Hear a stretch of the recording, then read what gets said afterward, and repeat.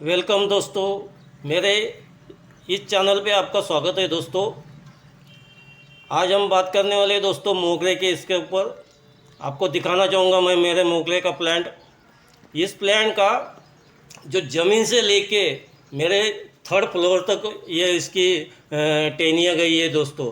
और इसको मैंने किस हिसाब से और कैसे इसको इतना बढ़िया से ग्रो किया हूँ और इतना घना किया हूँ, तो ये भी सब मैं आपको इस पे बताऊँगा दोस्तों। तो मैं नितिन जंगले दोस्तों आपका स्वागत करता हूँ मेरे चैनल पर। तो चलिए आगे बात करते हैं दोस्तों। ये जब मैंने लगाया था दोस्तों ज़मीन पे, तो इसकी नीचे से 5-6 टहनियाँ निकली थी। तो मैंने क्या किया था दोस्तों कि इसमें से एक ही टहनी रख के उसको ही ऊपर बढ़ने दिया, लगातार बढ़ने दिया। जो भी नीचे से टहनी आती थी उसको काट दिया करता था, उसके मैं हमेशा ट्रिमिंग करते रहता था। और फिर ऊपर जाने के बाद में दोस्तों फिर जो नीचे से जहाँ तक मेरा हाथ पहुँचता था वहाँ तक मैं उसको ट्रिमिंग करते रहा, मामूली ऊपर के ऊपर। और जहाँ तक हाथ जाता है वहाँ तक मैंने उसको एकदम से घना कर दिया। उसके बाद में दोस्तों आज मेरे इस मोगरे पर इतनी फ्लावर आती है दोस्तों कि देखकर ही लोग नीचे से जो रोड पे आते जाते हैं तो देखकर ही एकदम से खुश हो जाते हैं दोस्तों।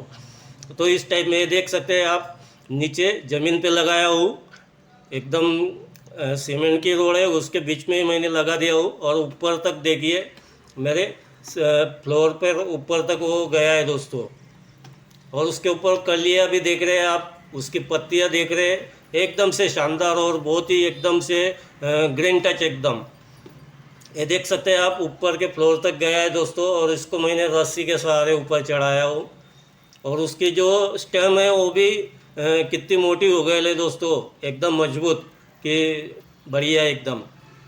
और फ्लावर देख सकते हैं आप, जो रोज़ टाइप में मोगरा आता है उस टाइप में फ्लावर आता है दोस्तों बड़े में।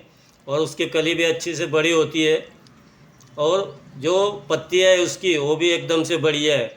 तो दोस्तों इसको इतना बड़ा होने के पीछे इसको क्या खाद पानी देता हूँ क्या नहीं, तो वो भी मैं आपको बताऊंगा दोस्तों। तो इसको मैं खाद पानी कुछ नहीं, खाली जो गोबर का सड़ा हुआ गोबर होता है तो उससे जो